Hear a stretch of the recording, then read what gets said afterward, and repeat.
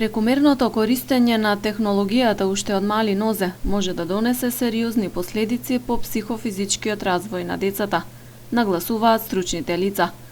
Модерното време го менува и родителството, но тоа не значи дека дечињата треба да бидат препуштени на смарт телефоните, таблетите и лаптопите. Родителите мора да бидат внимателни во тој поглед и повеќе време да посветуваат на игри и разговор со своите најмили, велат психолозите. Последиците се огромни. Ние сега моментално имаме раст на аутистични деца, поради тоа што на деца од година дена им се даваат телефони и тие можат мирно да седат цел ден. Родителот може тогаш да биде мирен и тоа се смета за нешто добро. Меѓутоа, сето тоа доведува до натрупување на една негативна, агресивна енергија. Тие се деца, тие растат, тие имаат голема енергија.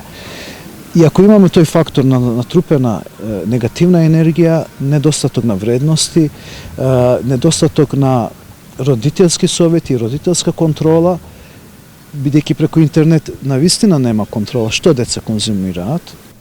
Воредната состојба предизвикана од коронавирусот уште повеќе ги зацврсти децата пред екраните на електронските уреди.